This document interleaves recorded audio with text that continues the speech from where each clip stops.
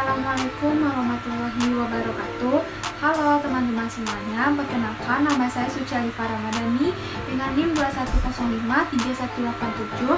Di video kali ini saya akan memaparkan sedikit materi mengenai pemasaran barang dan jasa. Video ini saya buat untuk memenuhi tugas media pembelajaran ekonomi dan TIK dengan dosen pengampu Ibu Reni Sofia SPD MPD. Baiklah, mari kita simak pemaparan materi yang akan saya sampaikan berikut ini. Kegiatan ekonomi tentunya tidak akan terlepas dari yang namanya sebuah produk dan jasa. Seperti keberadaan produk baik berupa barang maupun jasa. Keberadaan produk berupa barang dan jasa ini yang diperjualbelikan di pasar tidak hanya membawa keuntungan bagi para produsen, akan tetapi juga membawa keuntungan bagi konsumen. Nah, bagi para konsumen, mengkonsumsi produk merupakan bentuk dari pemenuhan kebutuhan. Sementara itu, bagi para produsen dan penjual, menjual produk merupakan langkah untuk memenuhi keuntungan sebesar-besarnya. Nah, agar hal tersebut dapat tercapai, produsen harus memerlukan strategi pemasaran produk yang tepat dan efisien.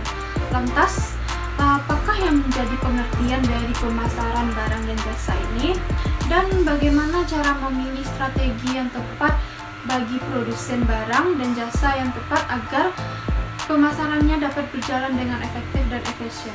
Mari kita simak pembahasannya berikut ini. Yang pertama yaitu pengertian strategi pemasaran barang dan jasa. Strategi pemasaran adalah upaya untuk memasarkan sebuah produk. Apakah produk, barang, atau jasa tersebut menggunakan pola dan rencana taktik tertentu sehingga jumlah penjualan menjadi lebih tinggi. Tidak hanya untuk menarik para konsumen, strategi pemasaran ini juga memastikan pembeli mengenal produk yang ditawarkan, memverifikasi, dan mengulangi pembelian produk tersebut. Strategi pemasaran yang komprehensif itu mencakup akan 4 hal, yaitu produk, price, place, dan promotion.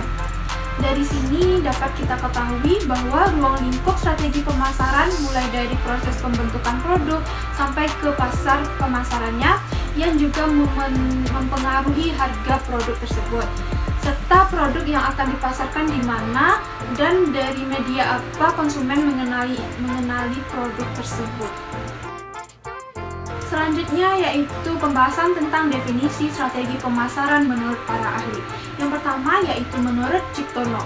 Pengertian strategi pemasaran menurut Ciptono ini adalah alat dasar yang dirancang atau direncanakan untuk mencapai tujuan suatu perusahaan dengan mencapai pengembangan keunggulan bersaing yang berkelanjutan melalui pasar. Nah, pasar yang di dalamnya ini berpartisipasi dan program-program yang digunakan untuk melayani pasar sasarannya. Yang kedua yaitu menurut Philip Kotler. Menurut Philip Kotler, strategi pemasaran adalah suatu keadaan pikiran yang akan digunakan untuk mencapai tujuan pemasaran suatu perusahaan yang dapat berupa strategi khusus untuk pasar sasarannya, positioning, bauran-bauran pemasaran, dan besarnya pengeluaran pemasaran. Yang ketiga yaitu menurut Guiltinan dan Paul. Menurut Guiltinan dan Paul ini, strategi pemasaran mengacu pada pernyataan utama mengenai dampak atau efek yang diharapkan dari pemasaran suatu kebutuhan pada target pasar yang telah ditentukan. Selanjutnya yaitu jenis-jenis produk berdasarkan wujudnya. Yang pertama yaitu barang.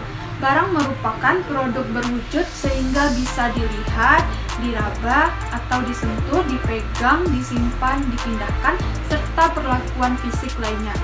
Barang merupakan benda yang sangat mudah ditemukan dalam kehidupan sehari-hari. Misalnya, yaitu barang-barang perlengkapan rumah tangga, alat tulis, atau kendaraan. Yang kedua yaitu jasa. Jasa adalah produk yang tidak berwujud. Jasa ini bisa berupa aktivitas, manfaat, dan kepuasan yang ditawarkan untuk dikonsumsi pihak lain. Contoh dari jasa adalah seperti pendidikan, layanan kesehatan di rumah sakit, bengkel reparasi, salon kecantikan, transportasi, serta hotel atau penginapan. Itu semua adalah contoh dari bentuk produk yaitu jasa. Baik, selanjutnya yaitu tujuan strategi pemasaran produk atau jasa. Adapun tujuan dari strategi pemasaran produk atau jasa ini yang pertama yaitu untuk meningkatkan kualitas koordinasi antar individu di tim marketing. Yang kedua, sebagai dasar yang masuk akal untuk mengambil keputusan pemasaran. Yang ketiga yaitu sebagai alat ukur hasil pemasaran berdasarkan standar prestasi yang sudah ditentukan. Yang keempat yaitu untuk meningkatkan kemampuan dalam beradaptasi bila terjadi perubahan dalam pemasaran. Bahasan selanjutnya yaitu strategi pemasaran produk atau jasa untuk meningkatkan penjualan. Yang pertama yaitu kenali produk. Nah, teman-teman semua pasti tidak asing dengan istilah konsumen adalah raja. Konsumen adalah raja itu adalah istilah yang benar, karena raja sangat senang untuk dilayani dan dibuat senang atas apa yang ia alami dan didapatkannya.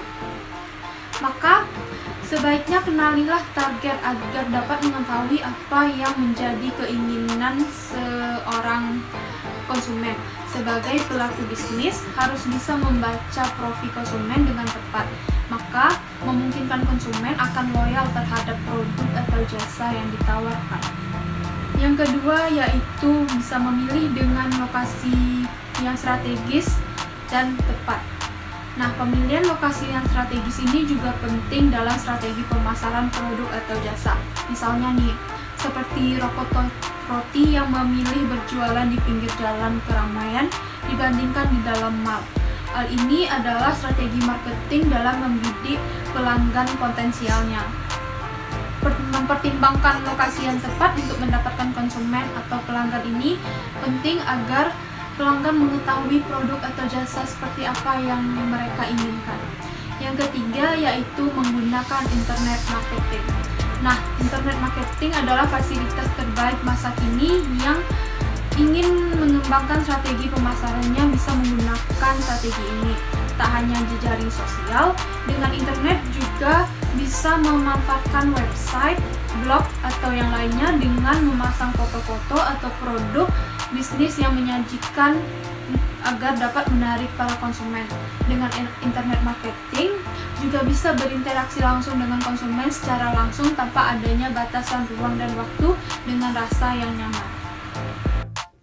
Baik, mungkin cukup sekian pemaparan materi yang dapat saya sampaikan mengenai materi pemasaran barang dan jasa.